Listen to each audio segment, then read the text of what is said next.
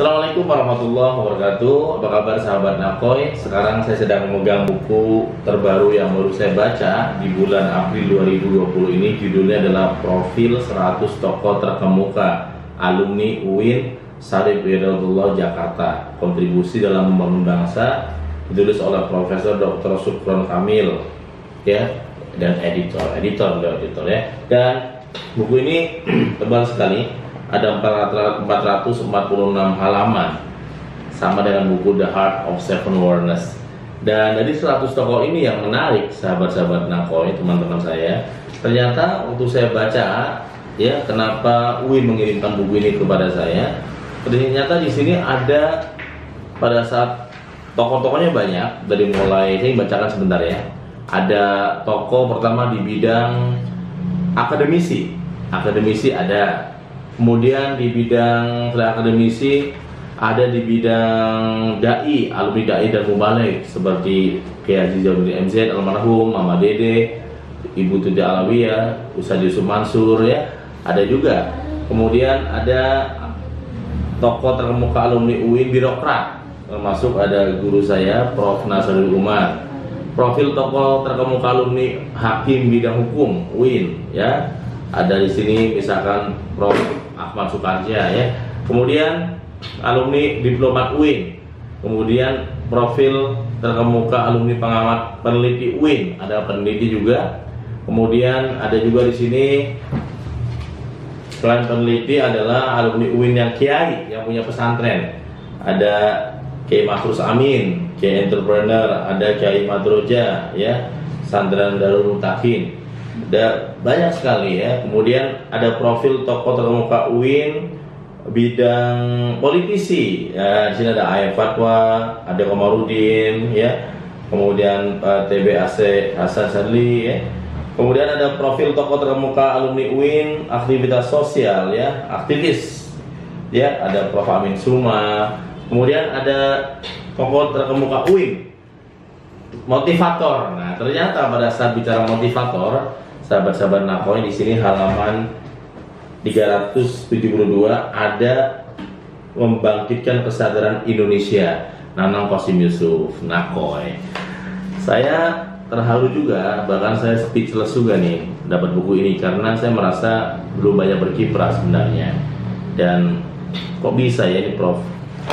Supron Kamil memasukkan saya dalam 100 tokoh terkemuka alumni UIN. Saya baca juga apa yang dia tulis, ya. Ternyata yang dia tulis adalah bagaimana kontribusi saya, termasuk ketika memberikan rekor muri di hadapan 18.000 orang di Istora Senayan, dan juga perusahaan-perusahaan yang telah mendapatkan pelatihan-pelatihan dari saya, termasuk membaca buku yang sudah hampir 9 buku yang saya tulis, dari Seven Wonders sampai buku terbaru saya adalah Unconditional Happiness, Bahagia Tanpa Syarat. Ini adalah buku ke-10 saya, buku yang dipakai untuk melawan virus corona, untuk melawan ketenangan hati, ya, membuat kita tenang hatinya. Dan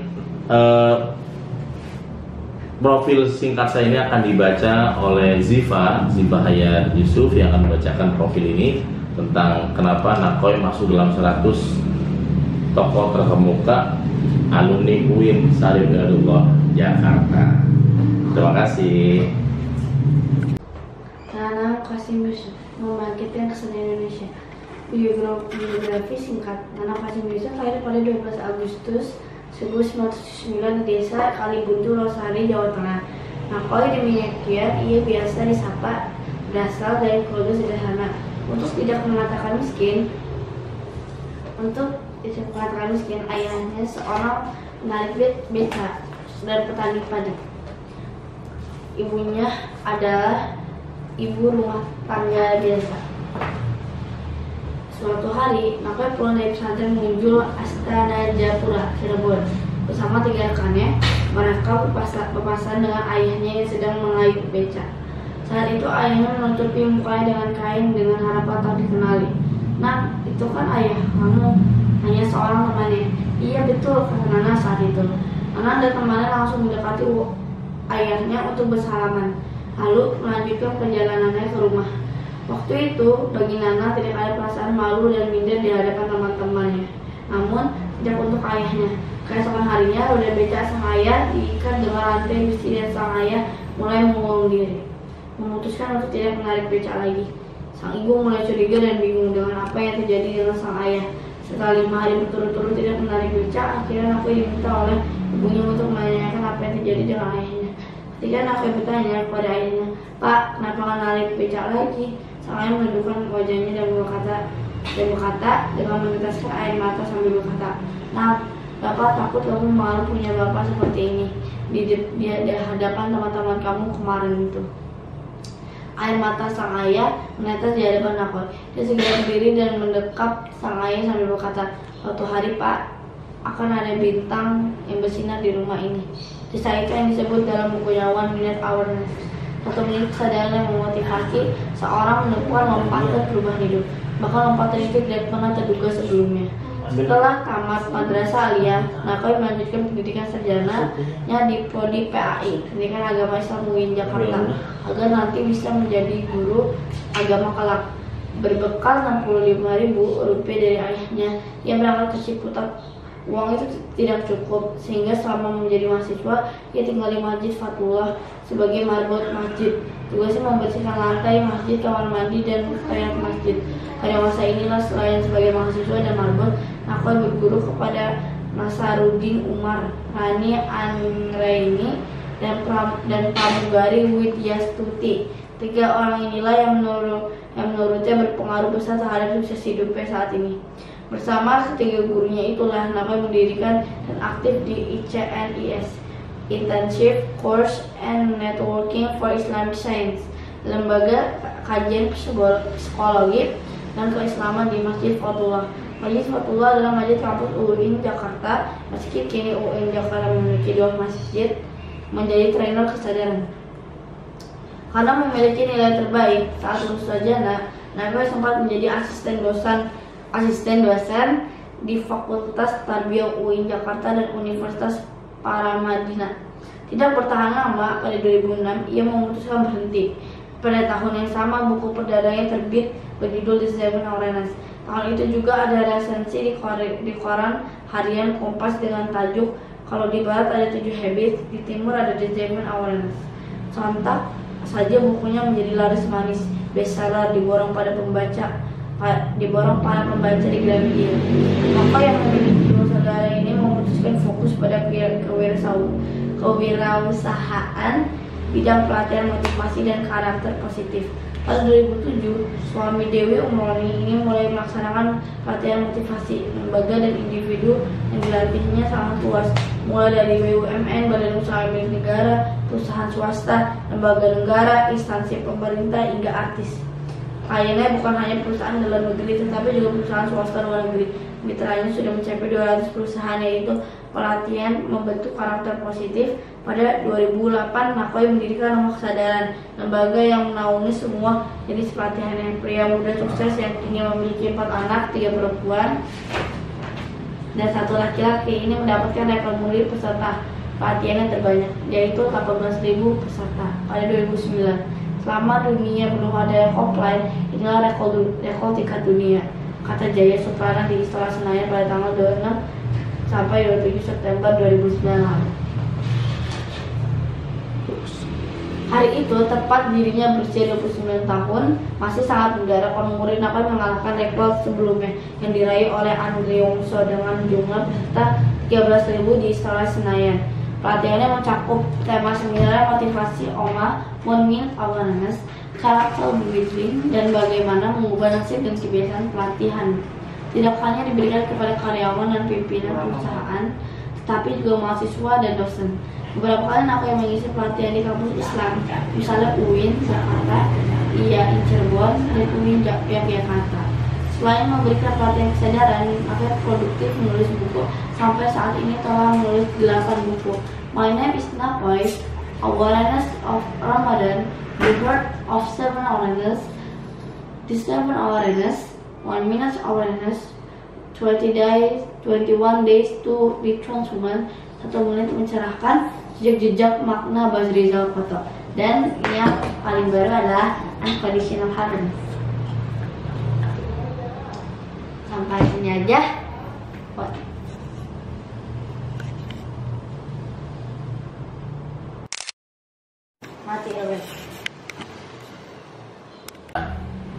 itu tepat dirinya berusia 29 tahun, masih sangat muda. Laporan murid Nakoi mengalahkan laporan sebelumnya yang diraih oleh Andre Wongso dengan jumlah peserta 13.000 di Istora Senayan. Pelatihannya mencakup tema dengan motivasi Oma, unit awareness, karakter building, dan bagaimana mengubah etika kebiasaan. Pelatihan tidak hanya diberikan kepada karyawan yang dipimpin perusahaan, tapi juga mahasiswa dan dosen. Berapa kali Nakoi mengisi pelatihan di kampus Irwan, Nala UIN Jakarta, IAIN Cirebon, dan UIN Yogyakarta. Selain memberikan pelatihan kesadaran, Nakoi produktif menulis buku. Sampai saat ini dia telah menulis 8 buku. My Name is Nakoi, Awareness of Ramadan, The Heart of 7 Awareness, The 7 Awareness, 1 Minute Awareness, 21 Days to be Transhuman, 1 menit mencerahkan jejak-jejak makna baris Rizal Kantor. Bukan hanya di Indonesia, Book on Fair sebar sampai ke Amerika, Belanda, Hong Kong, dan Dubai. Nakoi juga memberikan ceramah dan siraman rohani di beberapa stasiun TV dan radio, di antaranya Metro TV, Smart VM, dan Classic VM. Adam. Ceramah dan motivasinya bisa diikuti di YouTube Nakoi ID, Rumah Kesadaran dan Center Awareness.com. Pada 2013, Nakoi mendirikan sekolah dan pesantren kesadaran serta Nakoi University. Nakoi juga terpilih sebagai ketua alumni Tarbiyah dan bersama alumni mendirikan bimbingan belajar Atam. Demikianlah Nakoi telah menjelma menjadi pengusaha pelatihan kesadaran yang sukses. Ucapannya saat masih menjadi siswa alia kepada ayahnya yang menjadi sebagai tukang beca sudah terbukti. Kini sudah ada bintang terang di rumah itu. Selain dua orang tua, kesuksesan Nakoi dan istri membangun bisnis pelatihan kesadaran karena konsistensi dan kepercayaan pada Tuhan yang total. Nakoi juga rajin sholat malam, tahajud, dan puasa Senin Kamis. Memang bagi pelatih kesadaran, materi pelatihan akan lebih bisa diterima peserta. Jika pelatih sendiri melakukan apa yang diceramahkan dan ditulisnya, pengalaman pribadi dan keluarga Nakoi yang agamis dan sukses menggunakan wirausaha pelatihan dan juga merupakan modal besar sukses pelatihan kesadaran. Buku dan pelatihan Nakoi bertujuan mengubah pikiran, sikap, dan perilaku manusia agar menjadi manusia luar biasa atau di atas rata-rata. Pikiran, sikap, dan perilaku yang buruk harus diubah menjadi pikiran, sikap, dan perilaku yang baik. Dengan demikian, setiap manusia akan sukses dan bahagia karena potensinya dimanfaatkan secara maksimal. Hal ini bisa dilakukan dengan kepercayaan dan latihan yang konsisten, mulai dari hal yang kecil seperti disiplin dan jujur. Pelatihan Nakoi juga meyakinkan orang bahwa siapapun bisa sukses dalam hidupnya.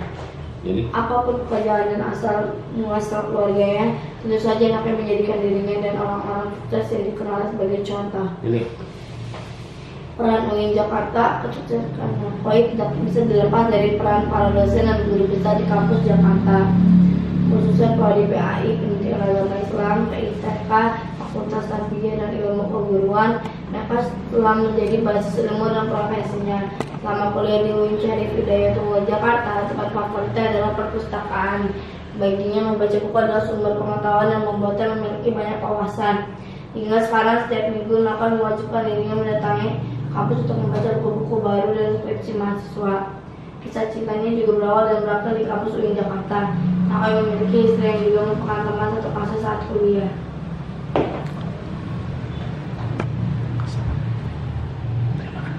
Terima kasih sudah mendengarkan saya bicara.